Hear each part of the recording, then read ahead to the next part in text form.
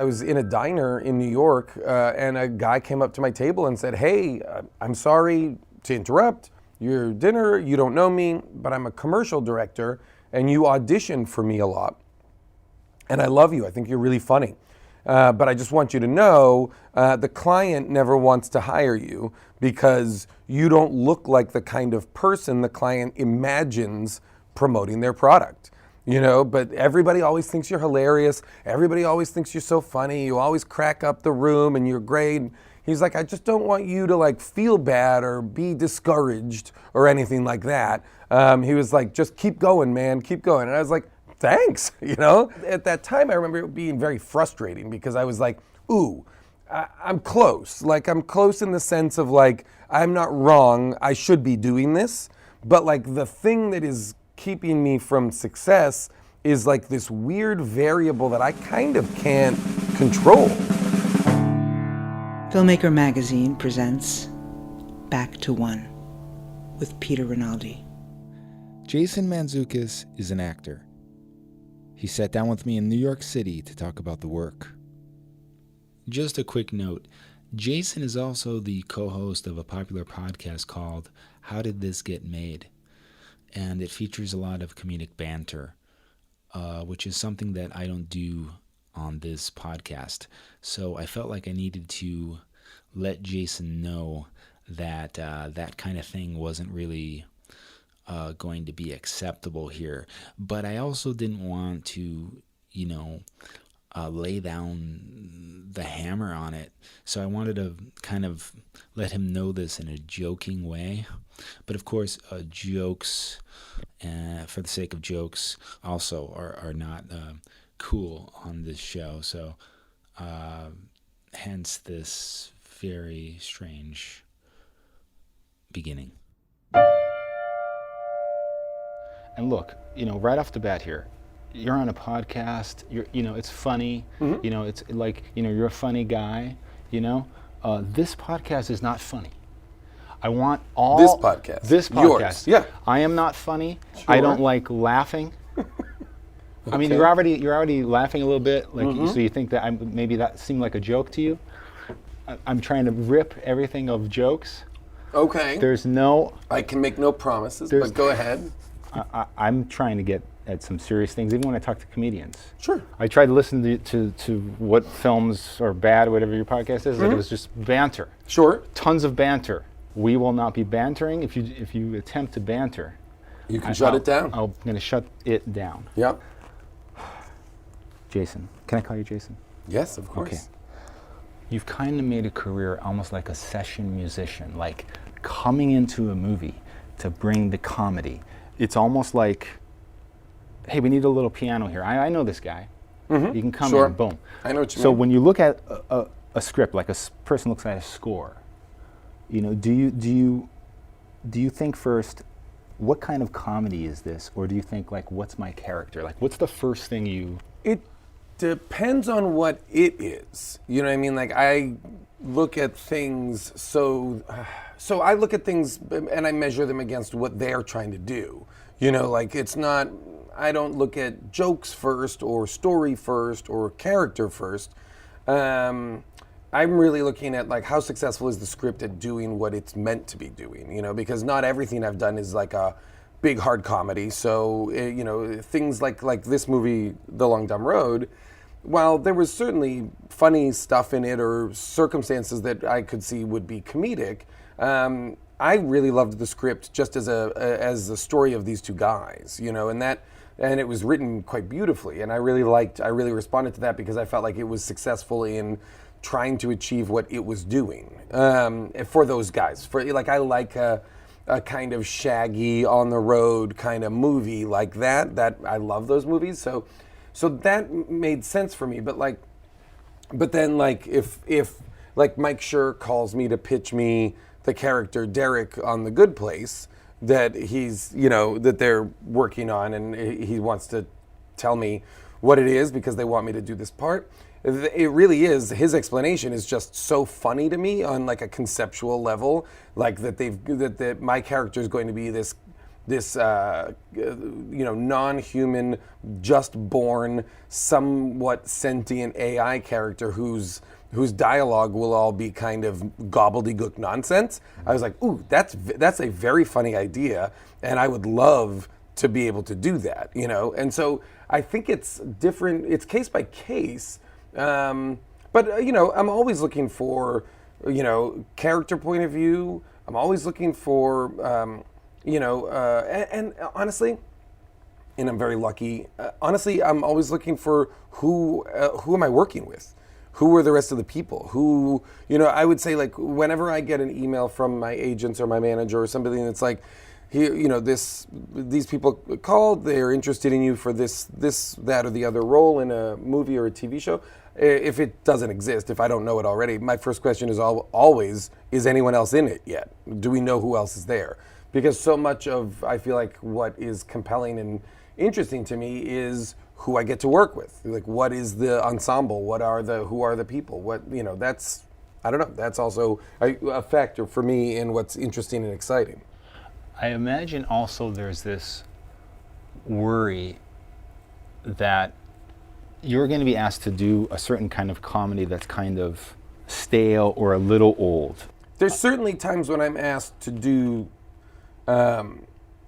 like a character that I get offered a character that to me seems redundant to characters I've done before. Because a lot of times people's first experience of me was the character Rafi on the FX show The League.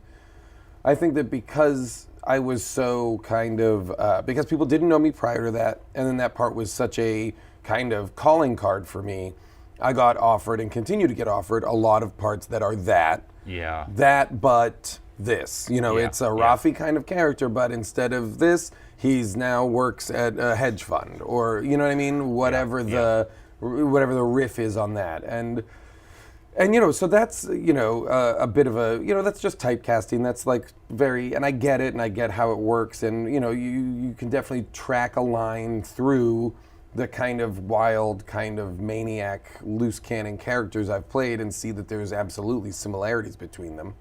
From Rafi all the way through to Richard in The Long Dumb Road, But I hope that there's differences. I hope that I'm trying to do different performances every time. I'm trying to bring different stuff to it. But there's definitely like a category of insane, unhinged, vulnerable maniacs that I play. I play a lot of other parts too, but strangely those are in movies or TV shows that aren't watched as much. So the whole mockumentary style of comedy is relatively new. It's like this century. This kind of British Office kind of started it maybe, or this kind of and TV, it's evolved. I mean, Spinal Tap really starts it. Absolutely, and the what you call is the Christopher Guest movies. Yeah. Yes. But on Fuck, TV, edit this motherfucker. Jimmy, edit that out. I look like an no, idiot. you keep it in. It makes you look bad. Jimmy, don't listen to and me. that Don't listen and to me. that Jimmy, that level of honesty is what your audience is looking for. Jimmy, they want to know you're fallible. Jimmy, you know that's not my voice, right? That's his voice. So just ignore that part. Careful. This is sounding a lot I like was a just gonna bit say, and banter. This isn't. That was me talking to Jimmy. I don't know. You laughed. It might Fair be enough. funny to you. That doesn't Fair mean enough. it's comedy. Just because it's funny to you doesn't mean it's comedy. Remember that, Jimmy. Write that down. Okay, forget. But what I'm saying is like that has evolved in a certain way. If somebody wants you to do what that was in the beginning, like Spinal Tap somehow is timeless though. You can watch that and it's like it hits it. But there is a certain kind of when they were doing it when they weren't sure the audience was going to laugh at it, there was a certain kind of manner that now, like they've understood the audience has evolved and they cut right to things where it's evolved. That comedy has evolved. Sure. There's other types of comedy. So when you show up on a set and it's just, they kind of haven't evolved, these creatives, in quite the way, or you think to yourself, oh, if I can just do this will evolve it. And then they're like, oh, that sounds a little scary. That doesn't sound like what I like. I like blank and like hit it here. Like, what do you do? Are you able to offer up an alternative way to reach a joke that's a little bit more evolved? Have you ever had that? I mean, listen, I feel like I can speak to the spirit of your question, but it doesn't unfold the way you're describing it. Like, I don't. The idea that like because I think comedy, unlike drama or genre, is constantly evolving. It's going through all these different cycles, right? Like 20 years ago, the predominant style of comedy was, let's say, Jim Carrey, single lead character, some sort of magical idea, liar, liar, some sort of The Mask, some sort of way heightened circumstances, Ace Ventura, or the early Adam Sandler movies, like Bill the Waterboy. These are big, giant performances, big, colorful pop kind of movies, right? And that was what everybody agreed on was, this is comedy. These are the comedies we're all going to see.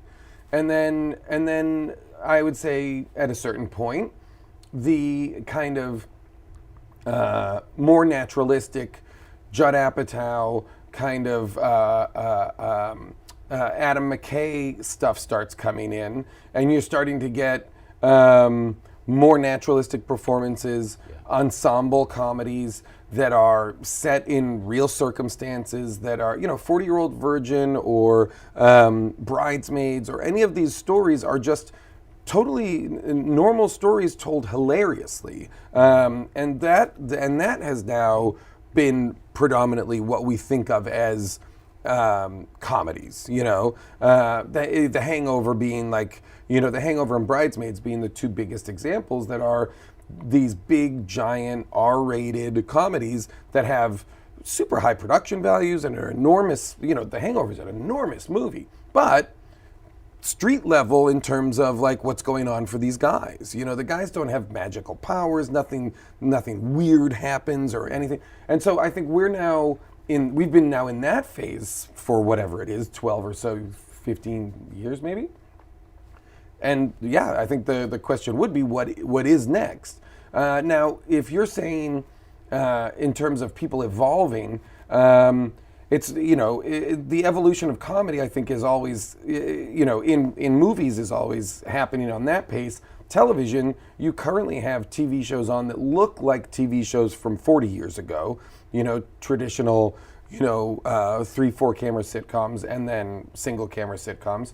And certainly the older style, sitcom can seem old-fashioned or whatever, but it's still massively, it's not that it hasn't evolved. It's not that like the Big Bang Theory or Mom or any of those kind of CBS half hours, it's not that they haven't evolved. They're just doing a classic form, and then, you bring in like the mockumentaries, invade television, like sure it exists in the Spinal Tap Christopher Guest universe, and then British Office, and then we get American Office and Parks and Rec and Modern Family, and then it becomes something that basically works its way through our cultural lexicon such that it becomes something it becomes a known thing. You're right. It's not surprising anymore. It might not surprise people anymore, this thing. Yeah. But that's just fine. Now it's just a way in which we do comedy.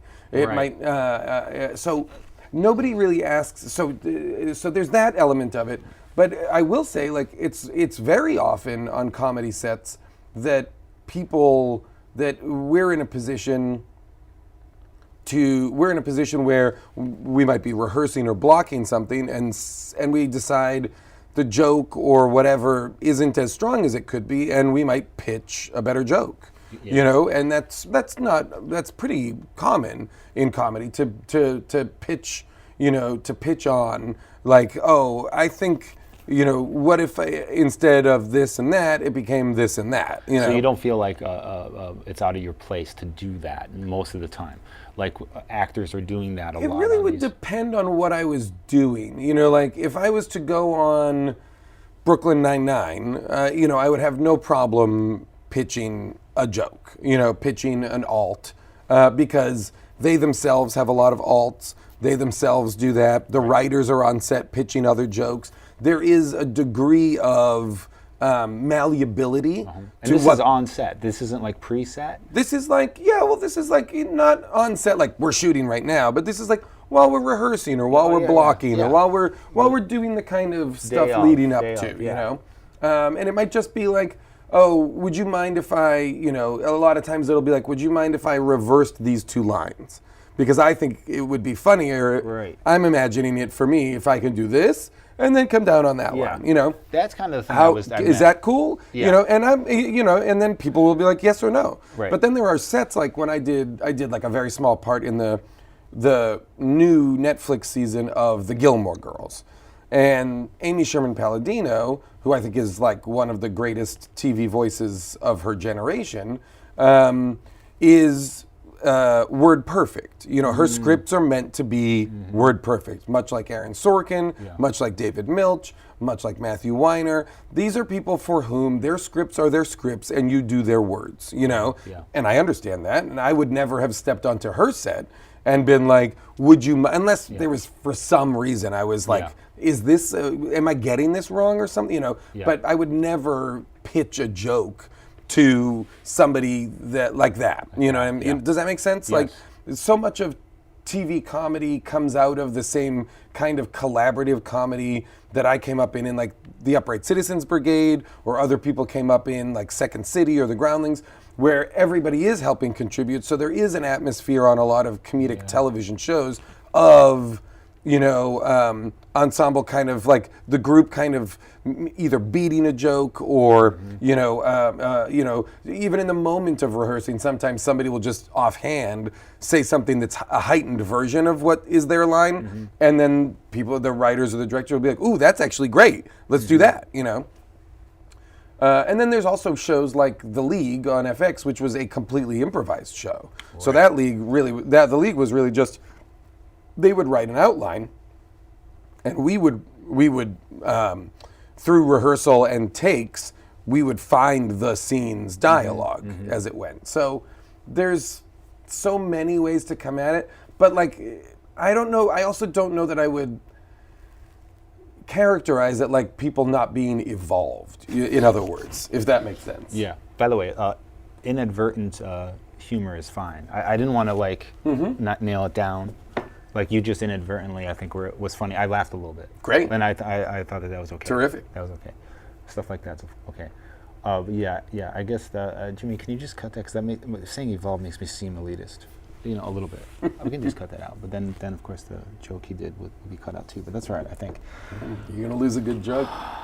It's okay. It's not supposed to be funny.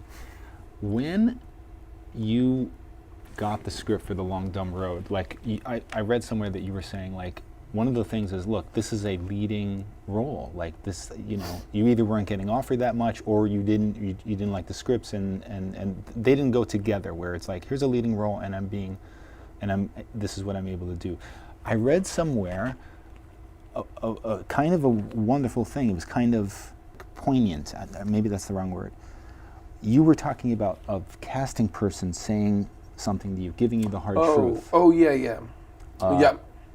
At one point. Can you sum that up? Or, I have it written down. Yeah, no, it really, the general idea of it was like very early on, it was like maybe the second time I'd gone out for pilot season, which is, I know but for your listeners, is when all of the new network shows are casting during January, February, March, is when all of the next year's new TV shows are casting.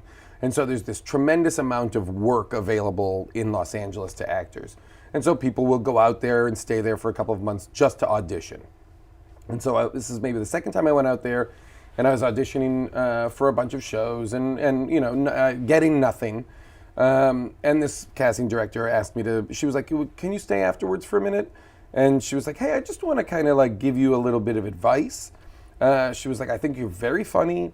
I think you're talented. You're always one of the choices that I pick to show to the showrunners or to the writer or to whoever, the director, to the producers. You're one of the people that I put in my selects, But I'm going to be honest, you're not going to work for a long time. she said, because nobody's looking for you exactly. You know, everybody kind of has a picture in their mind of someone else that they're picturing in the part, or something, some type of person. And the problem you're going to get into is that you are essentially, you're going to fall through all the cracks. She was like, you are too handsome. You're not handsome. Jimmy, edit that out.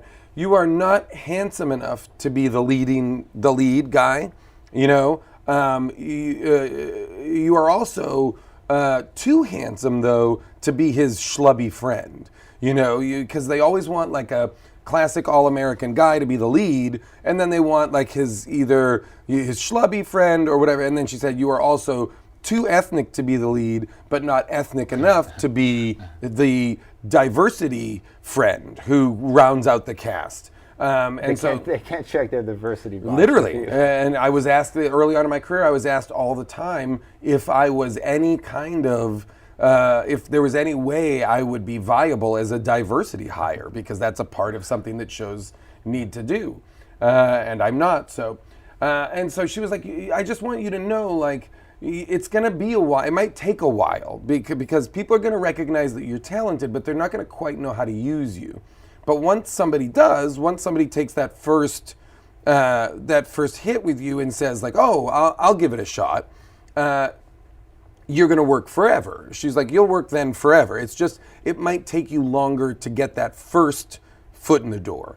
And she was right. That show was The League, and that was probably 8 years later, 7 years later. At a certain point, I'd stopped entirely trying to act because I'd started to build a successful writing career, writing pilots and features and selling shows and stuff like that. And so at a certain point, I kind of was like, what am I even doing? Because there was one year where I'd created a show for NBC that would be my show to run, but that I wasn't in, just as a writer.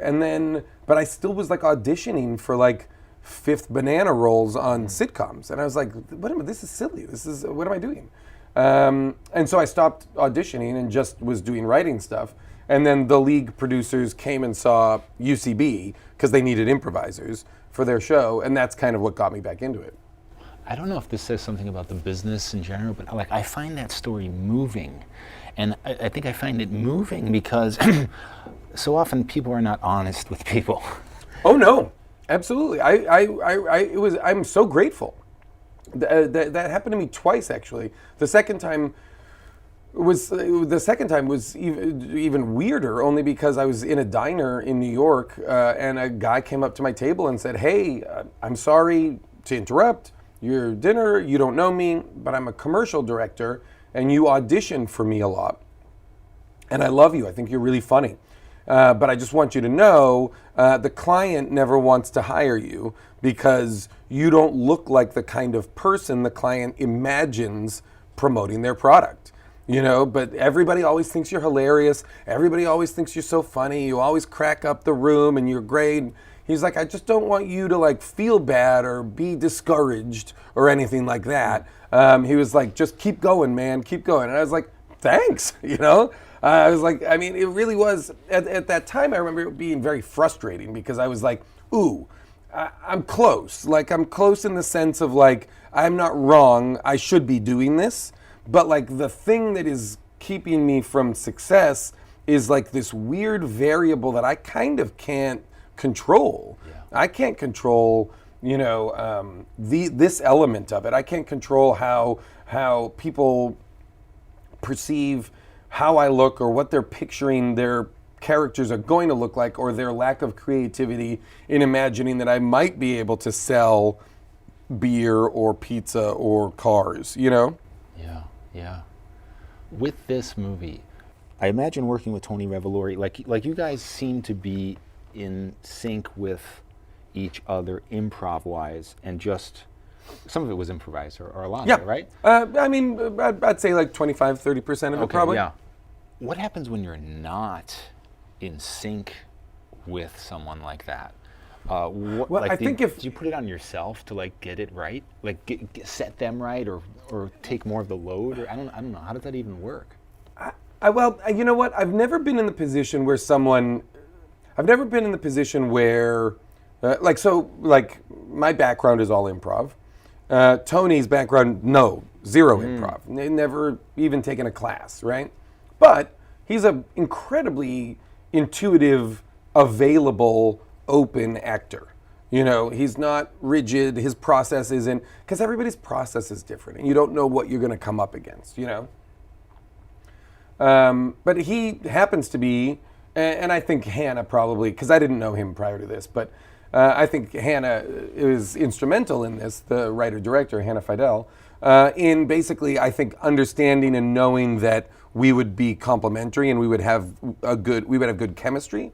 Because he was just totally open to it, and like we talked a bunch in the beginning about improvising, about stuff, and he was just so game and so open to it that it made it really effortless and easy to do. If he would have been different, if he was the kind of person who was like, no, I have my lines prepared, I have a process, I've made my choices. This is what I can give. The performance I'm giving is already kind of prescribed. Yeah. It's the words on the page. Because a lot of actors feel very uncomfortable without those words. You know, like that's what their whole thing is built on, is the words on the page. And so some people they can be very rigid. On The League, it used to happen a lot where guest stars would come on, not realizing they weren't going to be given lines. You know, but just be either they heard the show was good or whatever, and I'll do it. And they'd come on, they'd be given a script, and the script would have no lines of dialogue, and they'd freak out. And so we'd have to kind of walk them through, this is how it works.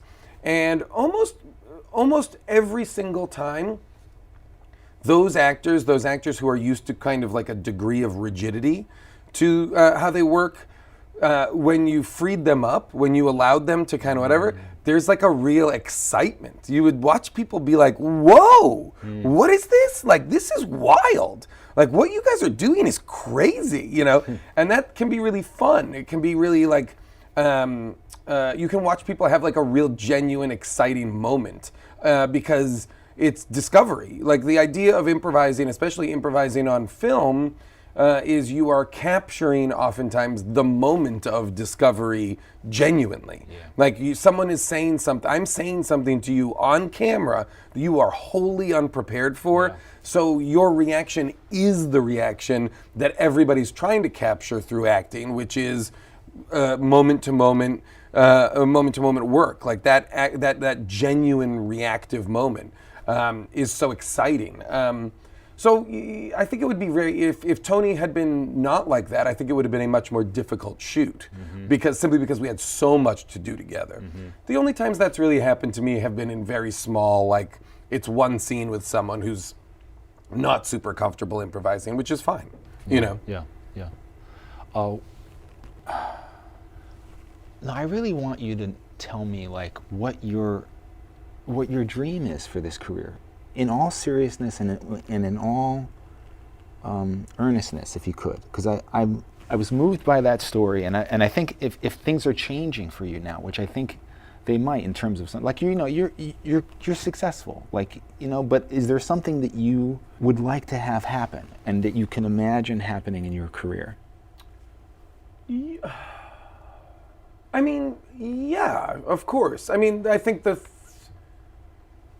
thing that I like about, what I'll say about my career now compared to like 5 years ago, compared to 10 years ago, right, is that now, for the first time, I work consistently. I can for right now count on work that work will continue, right, and that's been a huge relief, because then, at the beginning there were successes, and then, you have these big swaths of like the ebb and flow of this career is you can have a bunch of successes and then like a fallow period where nothing happens for a long time.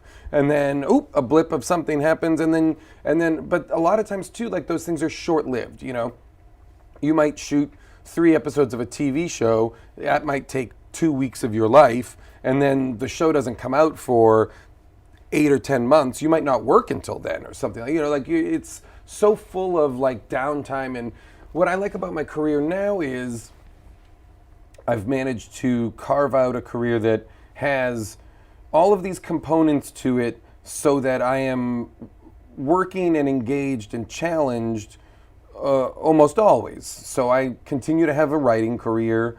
My acting career is something that because I have a writing career or because my podcast is successful, my acting career I can treat like I'm going to take only the things that are interesting or exciting to me. I don't have to take jobs to take jobs. I don't have to act just to act. I don't have to be in whatever movie just to be in whatever movie. I could take things because I want to work with that person, or I can take something because, or like this, like I really chased this movie. I wanted this role. I read this script and I was like, I want to do, this is the type of movie that I loved, that I've loved. This is the type of role that I would like to play. Like, of course I want to be, this is the first time I've been the lead in a movie. Of course I want to be the lead in a movie. I want, like, the dream for my career at this point is honestly to just continue to move forward and to continue to work and have all of this. What I like that I do a variety of things. I like that I can, it's like exercising different muscles. I feel like I'm in good shape right now because all of these things are working okay, between writing and podcasting, and then I still perform live, at UCB or, at other theaters.